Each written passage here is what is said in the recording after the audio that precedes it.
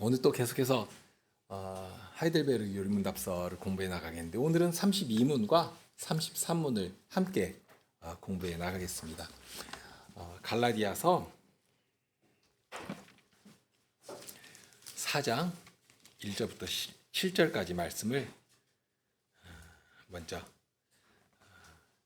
읽고 시작하겠습니다. 내가 또 말하노니 유업을 이을 자가 모든 것의 주인이나 어렸을 동안에는 종과 다름이 없어서 그 아버지의 정한 때까지 후견인과 청지기 아래에 있나니 이와 같이 우리도 어렸을 때에 이 세상 초등학문 아래에 있어서 종노릇하였더니 때가 참에 하나님이 그 아들을 보내사 여자에게서 나게 하시고 율법 아래 나게 하신 것은 율법 아래에 있는 자들을 속량하시고 우리로 아들의 명분을 얻게 하려 하심이라. 너희가 아들인 고로 하나님이 그 아들의 영을 우리 마음 가운데 보내사 아바 아버지라 부르게 하셨느니라. 그러므로 네가 이후로는 종이 아니요 아들이니 아들이면 하나님으로 말미암아 유업을 이을 자니라. 자, 32문을 우리 함께 읽고 시작하실까요? 32문을 함께 읽겠습니다.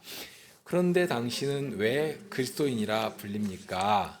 왜냐하면 내가 믿음으로 그리스도의 지체가 되어 그의 기름 부음에 참여하기 때문입니다. 나는 선자로서 그의 이름에 증인이 되며 제사장으로서 나 자신을 감사의 산 제물로 그에게 드리고 또한 왕으로서 이 세상에 사는 동안은 자유롭고 선한 양심으로 죄와 마귀에 대항하여 싸우고 이후로는 영원히 그와 함께 모든 피조물을 다스릴 것입니다. 하나님께서 범죄와 범죄로 인해서 저주 가운데 떨어진 우리를 사랑하시는 방식은 하나님의 거룩하심과 방불할 정도의 고귀한 상태로 회복하시는 일에서부터 시작하십니다. 마치 이런 것과 비슷한 것인데요. 우리가 아주 비참한 노예나 혹은 정말 부모도 잃어버려서 오랫동안 고아처럼 지낸, 그래서 정말 거지나 방불하게 그렇게 살아가는 그런 모습으로 살고 있습니다.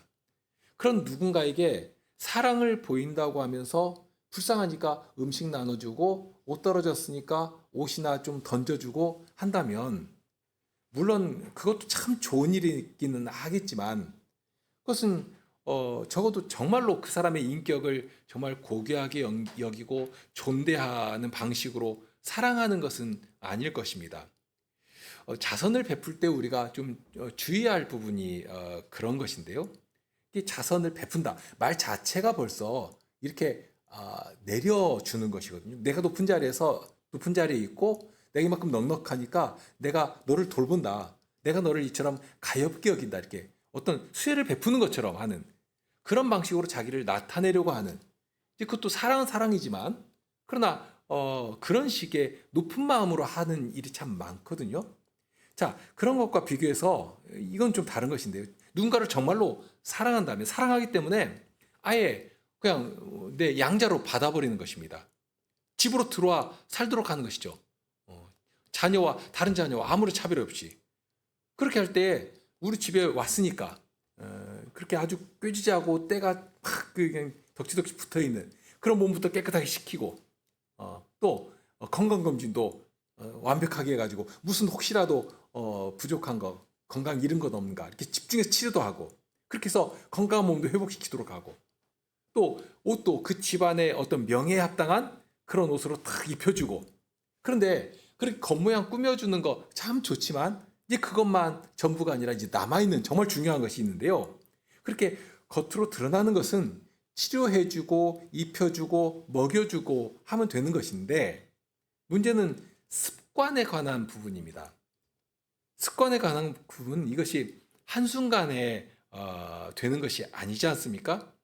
그러니까 그 일을 지혜롭게 풀어간다면 이 아이에게 가정교사도 붙여주고 그리고 자꾸 부모님 곁에 두고서 대화도 하면서 가족의 삶을 더 적극적으로 보여주고 참여하도록 하고 그래서 그 집안의 가풍을 자연스럽게 익혀가도록 하는 것입니다.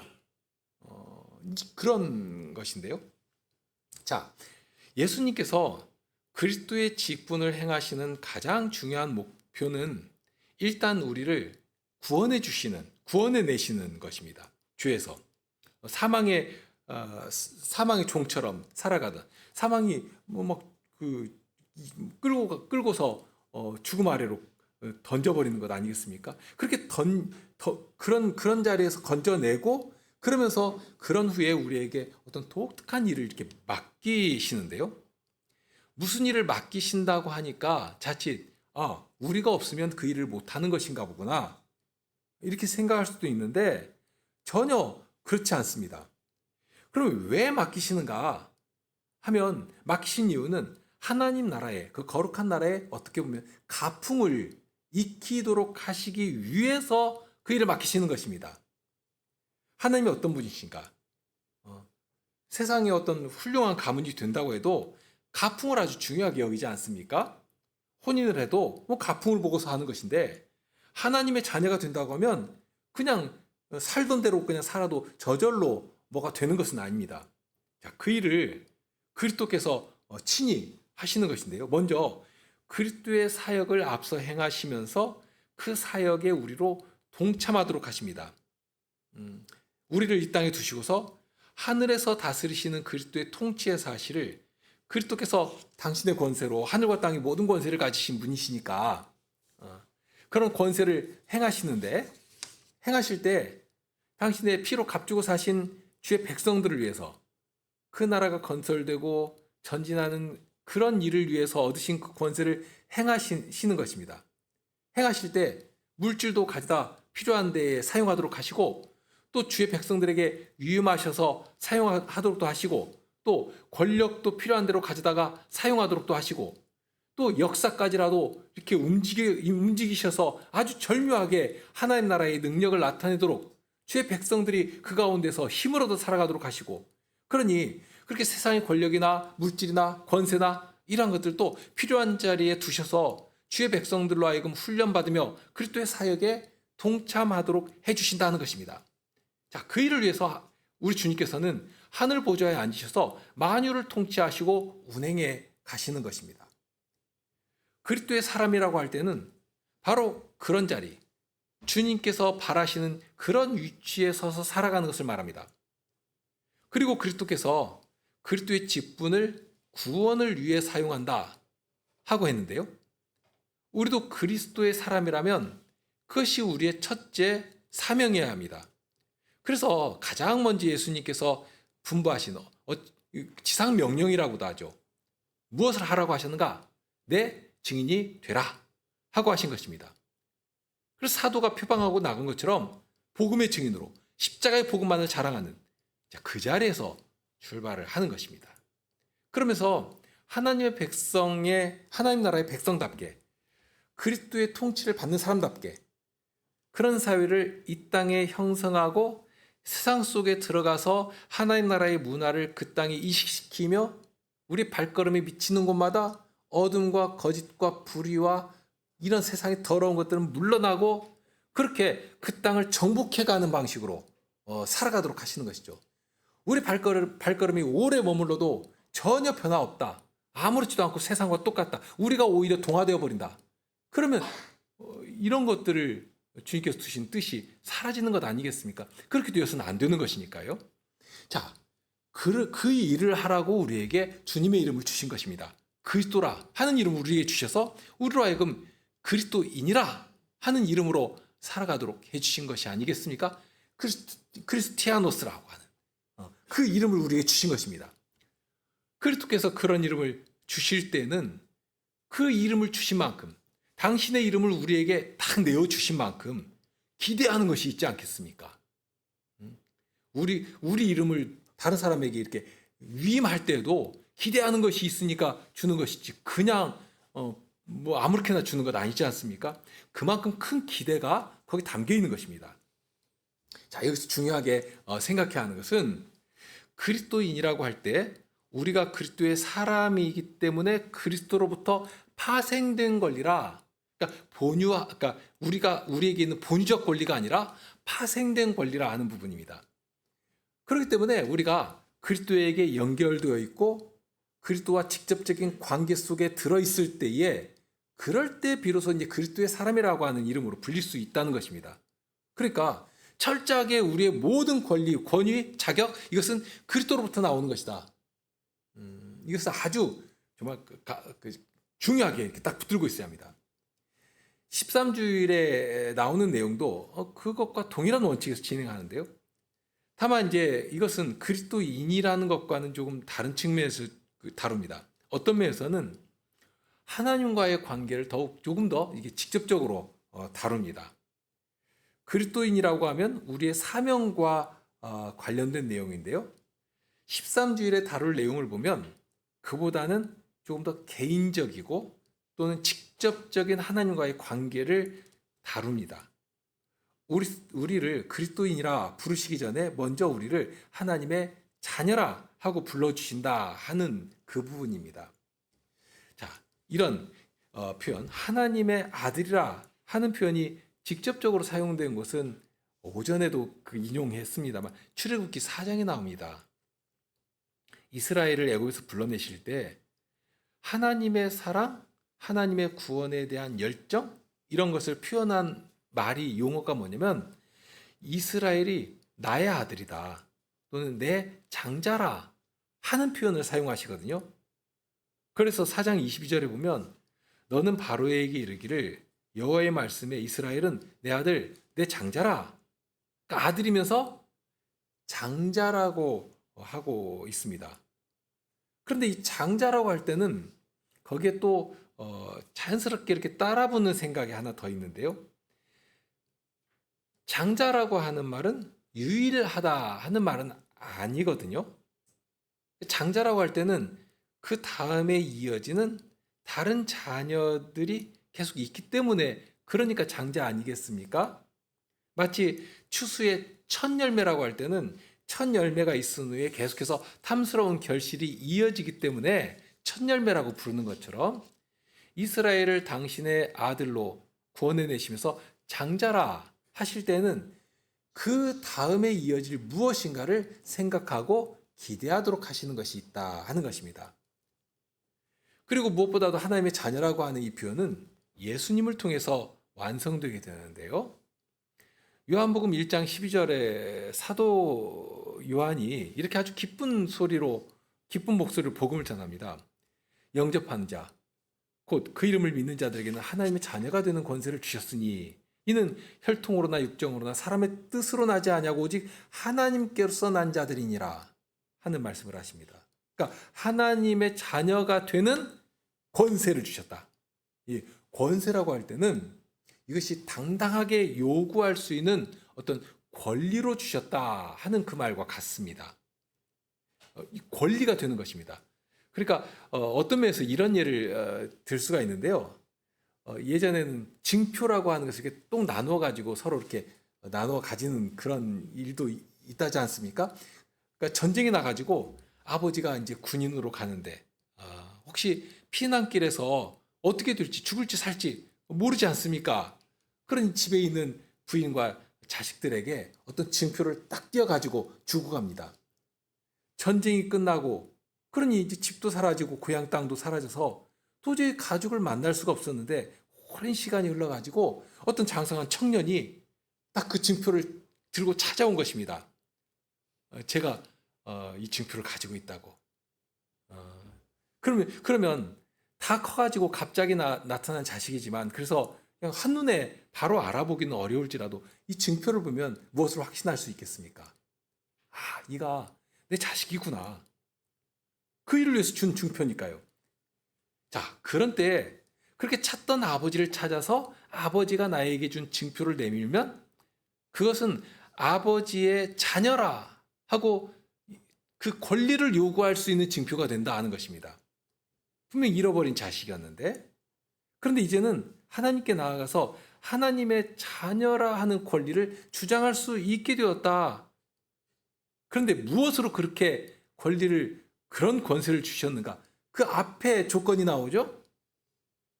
어떻게 하는 자, 영접하는 자, 곧 그 이름을 믿는 자입니다.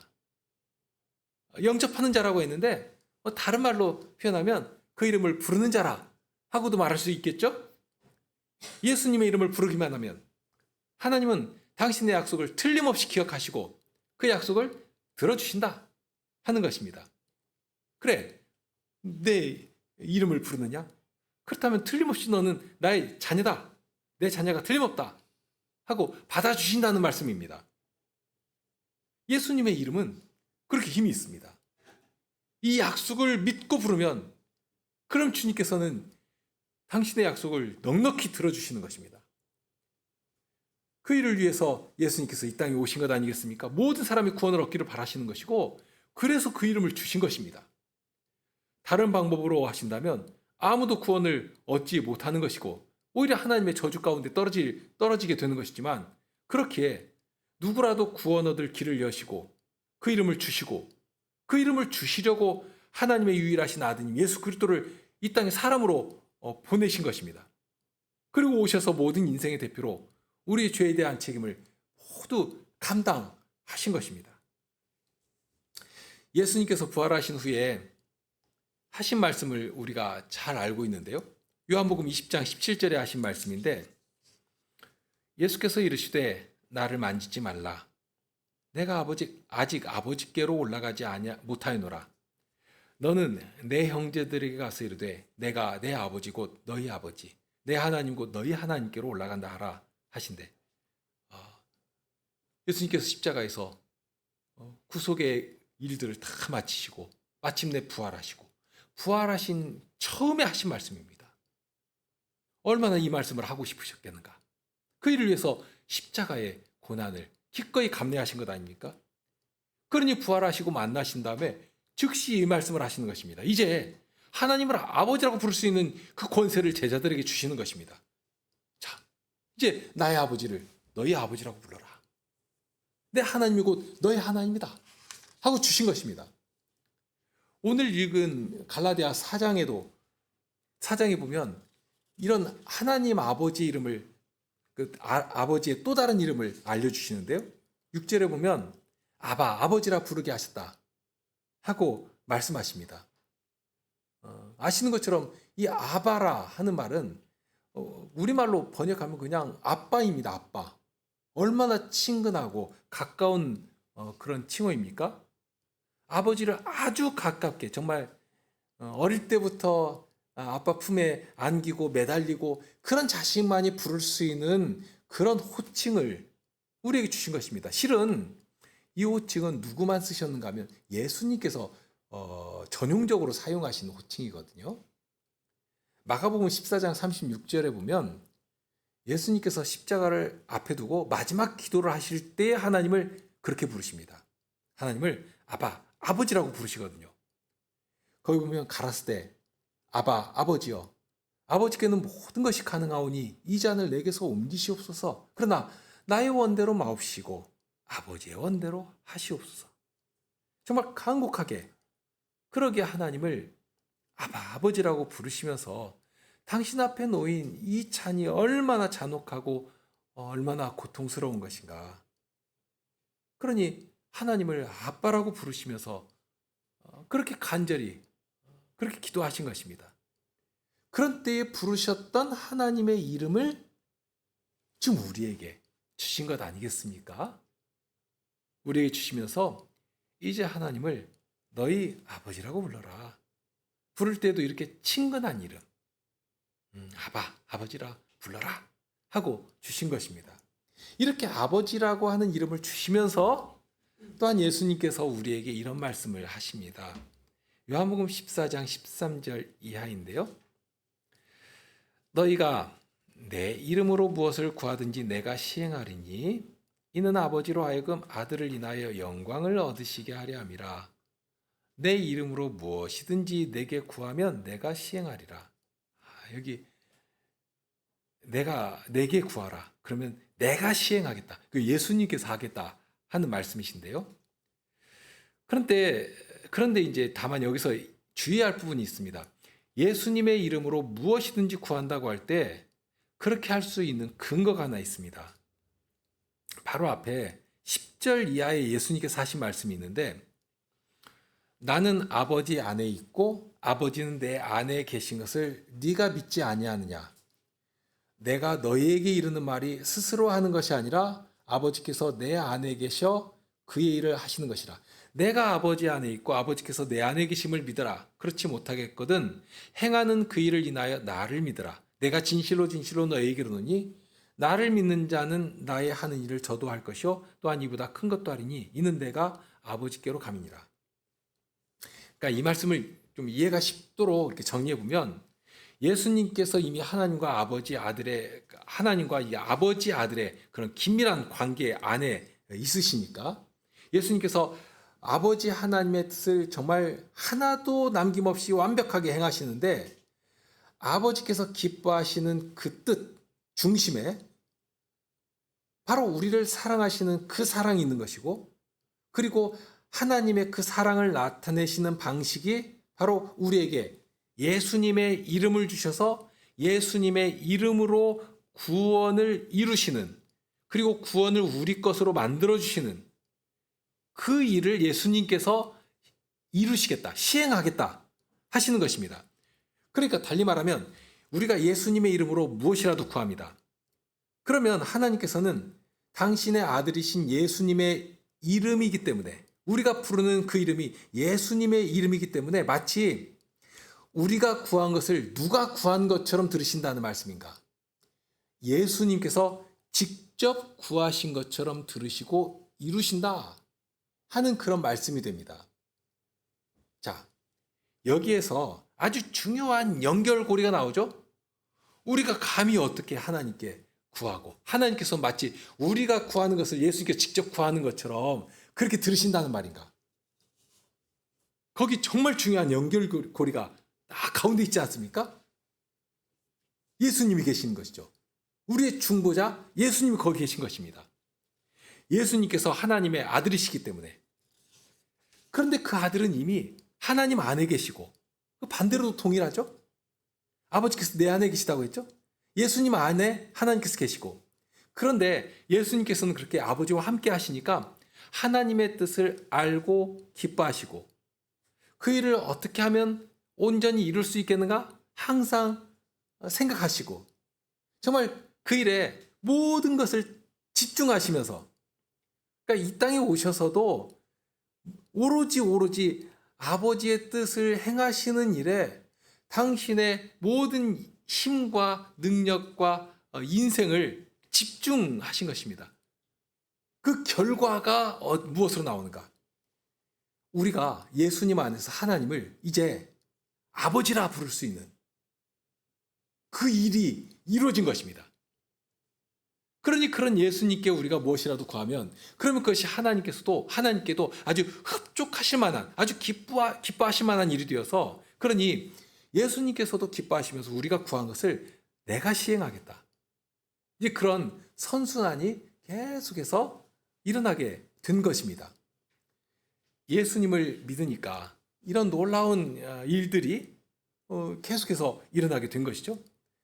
다만 이제 13주일에서 가르치는 것은 이렇게 우리가 하나님을 아버지라고, 그러니까 아버지라고 부를 수 있게 되었는데, 그런데 방금 인용한 성경에서도 그렇고 예수님도 하나님을 아버지라 이렇게 부르시지 않습니까?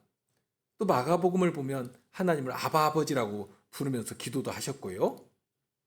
그러면 우리도 하나님을 아버지라고 부르고 또는 심지어 아버지라고 부르고 예수님께서도 하나님을 아버지라고 부르시는데 그러면 우리나 예수님이나 똑같은 것이냐?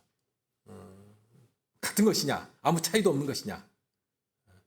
믿는 사람들은 아버지라고 부르는 일이 참 황송한 일이고 그러니까 그 비밀을 알기를 원하는 것인데요. 그런데 이 비밀을 아는 것이 아주 큰 유익이 되기 때문에 하이델베르그 요리문답서에서는 그 비밀을 가르쳐주고 있습니다.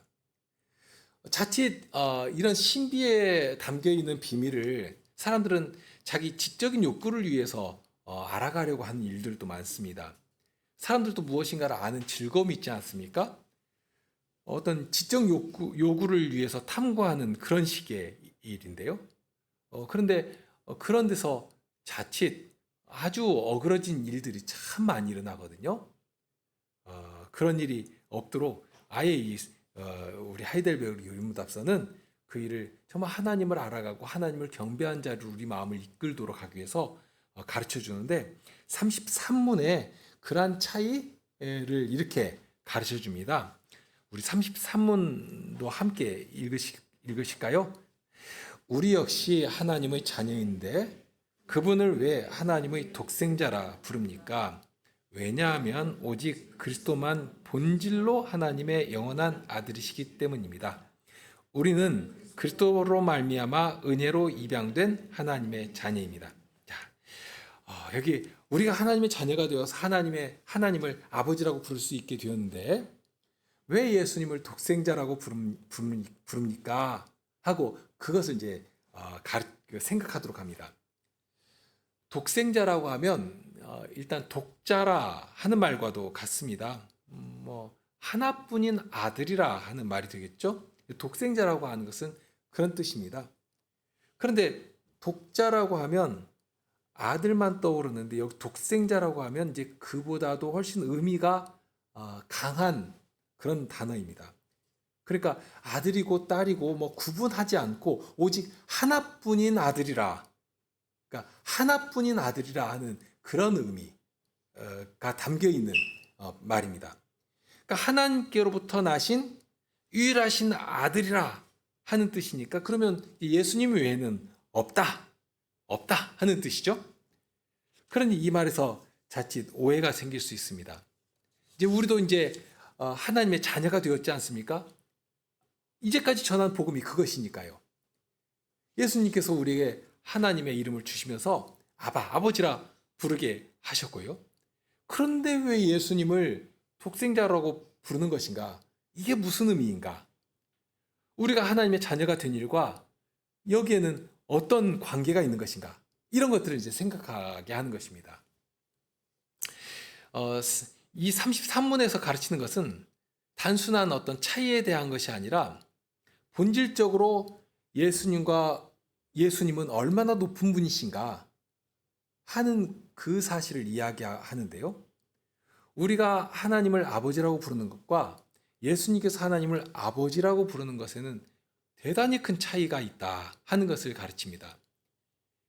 예수님이 하나님을 아버지라고 부르실 때는 거기에는 독특한 신성에 관한 내용이 담겨 있습니다. 예를 들면 요한복음 10장에 예수님께서 사람들 앞에서 나와 아버지는 하나라 하는 말씀을 하십니다. 30절에 보면. 유대인들에게 하신 말씀인데요. 예수님께서 아버지 하나님의 뜻을 행하시면서 그런데 하나님의 뜻은 사랑하시는 자들을 하나라도 잃어버리는 것이 아니다. 하나라도 잃어버리지 않는 것이 하나님의 뜻이다.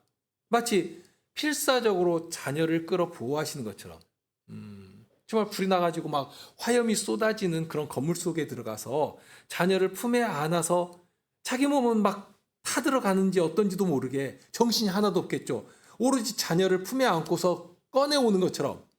그래서 그 앞에 이런 말씀을 하시거든요. 28절에 보면 내가 저희에게 영생을 주노니 영원히 멸망치 아니할 터이요 또 저희를 내 손에서 빼앗을 자가 없느니라. 저희를 주신 내 아버지는 만유보다 크심에 아무도 아버지 손에서 빼앗을 수 없느니라. 마치 사망의 권세가 사단의 세력이 맹렬히 타오르는 불처럼 막 덤벼드는 것입니다.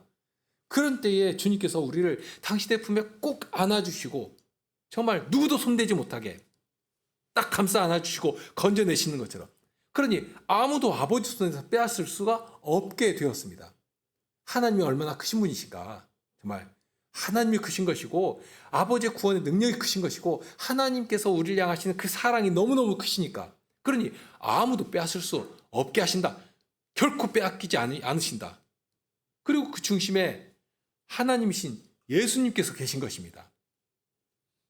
예수님이 아버지의 뜻을 순종하시면서 백성들을 구원하시니까 아버지와 아드님이 마치 한 몸처럼 움직입니다. 정말로 그렇거든요. 그래서 예수님께서 나와 아버지는 하나이니라 하는 그런 말씀을 하신 것입니다. 이런 이야기를 들을 때 유대인들은 이거 신성모독이다 하고 생각하고서는 예수님을 돌로 쳐서 죽이려고 했거든요. 어찌 감히 자신을 하나님이라고 하는가? 그러니까 유대인들이 듣기에 예수님께서 하신 이 말씀이 정말 당신이 자기가 하나님이라고 하는 그런 말처럼 들렸습니다. 뭐 유대인들이 전혀 틀리게 알아들은 이야기가 아니고 예수님께서 정말로 그런 의미로 하신 말씀이시거든요, 이게. 단순히 사람 아버지와 아들이 아니라 우리를 구원하시는 하나님께는 아버지와 아들이 한 하나님이시다 하는 뜻으로 말씀하신 것입니다. 본성을 온전히 공유하시는, 그렇게 예수님은 하나님이셨습니다. 그래서 요한복음 1장에도 보면 태초에 말씀이 계시니라. 이 말씀이 하나님과 함께 계셨으니 이 말씀은 곧 하나님이시니라. 그러니까 태초에 하나님과 함께 계셨고, 정말 예수님이 본 뒤 얼마나 높은 분이신가. 태초에 만물을 지으시고, 그런데 그 지으시기도 전에 오직 한 분 하나님만 계셨는데, 그런데 그때 벌써 말씀이신 성자께서 성부 하나님과 함께 계셨다. 본디 이렇게 하나님은 이렇게 높은 하나님이신데 그런 분께서 사람으로 오셨다 하고 전하는 것입니다. 원래부터 하나님이신 성자 예수님께서 우리의 구원을 위하여 사람으로 오신 것입니다. 오셔서 우리의 구원을 이루실 때 언제라도 하나님을 아버지라고 부르시면서 기도하시면서 그 말씀을 마음에 담고 그 말씀을 따라 당신을 온전히 드리며 순종해 가신 것입니다. 이런 예수님의 본유적인 아들의 지위와 비교할 때 우리는 그런 예수님 안에서 그 지위에 참여할 자격을 얻게 되었다 하는 것입니다. 특히 예수님께서 당신의 영신 성신님을 우리에게 동일하게 부어주셨지 않습니까? 이제 성신님으로 말미암아 성신 안에 성신의 부어주심을 받은 모든 사람은 누구라도 하나님을 아버지라 부를 자격을 얻게 하신 것입니다. 예수님께서 하늘에 오르실 때 한 약속이 그것 아닙니까? 성신을 기다려라. 그런데 로마서 8장 15절을 보면 너희가 다시 무서워하는 종의 영을 받지 아니하였고 양자의 영을 받았으므로 아바 아버지라 부르짖느니라. 성신님을 보내주시니까 성신으로 인하여서 하나님을 아바 아버지라 부를 수 있게 되었다 하고 가르칩니다. 갈라디아서 3장 26절에도 이런 모든 사실을 아주 명쾌하게 가르쳐 주시죠. 너희가 다 믿음으로 말미암아 그리스도 예수 안에서 하나님의 아들이 되었다. 예수 안에서 하나님의 아들이 되었다 하고 가르쳐 주십니다. 그러니까 우리는 처음부터 하나님의 자녀들은 아닙니다. 아주 분명한 원칙이 나옵니다. 우리는 비록 전에는 어떤 관계였을지, 어떤 자리에 있었든지 그것 전혀 상관없습니다. 그러나 예수님을 믿으면, 주님을 영접하면, 그 말씀을 듣고 영접하고 주님의 이름을 부르기만 하면 이제는 아무런 차별이 없습니다. 하나님의 자녀가 되어서 누구라도 하나님을 우리 아버지 하고 부를 수 있게 되었다는 것입니다. 여기 양자라고 하는 것이 법적인 용어 아닙니까? 법적인 관계에 들어가면 이제는 자녀의 모든 권리를 주장할 수 있게 됩니다. 어디 가서도 양자라고 해서 차별을 받지 않습니다. 차별할 수가 없죠. 자녀가 누릴 모든 권리를 동등하게 누릴 수 있게 되었다 하는 그런 의미를 담아서 이 양자라, 하나님 앞에 나와서 하나님의 이름을 부르며 함께 예배하며 함께 거룩한 사회를 이룰 수 있게 해주신 것입니다. 자, 마무리합니다.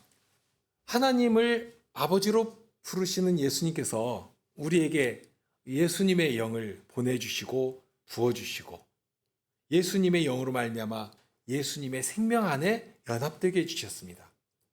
그렇게 해서 예수님과 동일하게 하나님을 아버지로 부를 수 있게 해주셨습니다. 그렇게 해서 예수님이 가장 좋은 것을 아버지 하나님께로부터 받으신 것처럼 또한 우리에게도 가장 좋은 것을 주시며 누릴 수 있게 해주셨습니다. 이처럼 하나님을 아버지로 부를 수 있다는 것이 참 좋은 일이고 아주 권세가 있는 일입니다. 그러니 어디에서라도 하나님을 아버지라 부르는 일을 아주 힘써 하시길 바랍니다. 함께 찬송하실까요? 시편 116편입니다.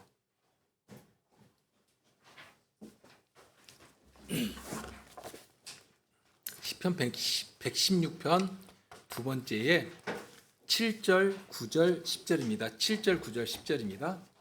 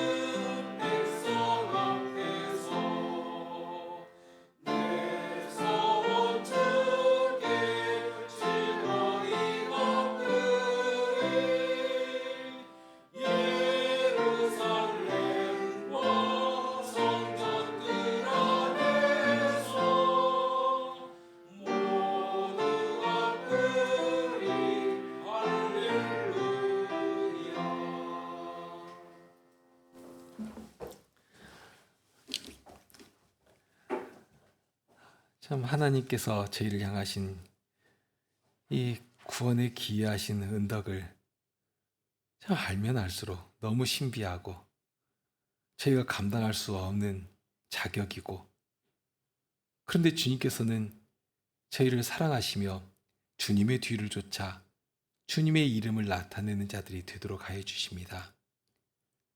무엇보다도 그 존귀하신 이름을 주시고 이름만 주시는 것이 아니라 주의 말씀으로 저희를 찾아오시되 주의 성신께서 저희를 예수 그리스도의 몸이 되게 하시고, 그러니 예수님 안에서 이제는 하나님을 향하여 저희의 모든 필요를 구하게 하시고, 그럼 하나님께서는 예수님으로 인하여서 저희의 모든 필요를 들으시고 또한 응답하시고 저희를 모든 불의와 억울함과 고난과 죄에서 구원하여 주시고, 그렇게 하나님의 구원이 어떠한 것인가 하는 것을 세상 앞에서 자랑하도록 하여 주십니다. 다른 일이 아니라 저희를 복음의 증인으로 살아가도록 그 모든 일들을 이루어 가셨사오니 저희가 어디에서라도 주님의 이름 자랑하는 일을 멈추지 않게 하옵소서. 저희 스스로 높이되려고 하는 간교한 방식, 또 세상이 얼마나 그런 것들을 자랑하고 추구하는 것인지, 그런데 정신을 빼앗기는 것이 아니라 오로지 그리스도의 이름을 자랑하고 그리스도의 복음의 능력을 자랑하고 구원의 그 은총을 자랑하는, 진정 하나님만을 높이하고 주 예수 그리스도의 이름만을 자랑하는 저희들이 다 되게 하여 주옵소서. 그러한 삶을 살기를 소망하며 그러한 일에 필요한 모든 것을 주님께 구하겠사오니 약속하신 대로 주님께서 저희의 구하는 모든 것을 들어주시고 친히 이루어 주시기를 구합니다. 이제 날이 시원해지고 진정 주님께서 바라시는 그 길을 향해 힘을 낼 수 있는 그런 계절이 되었사오니 더욱 힘을 다하여 주님의 이름을 높이는 자들이 되게 하여 주옵소서. 우리 주님 예수 그리스도 이름으로 기도합나이다. 아멘.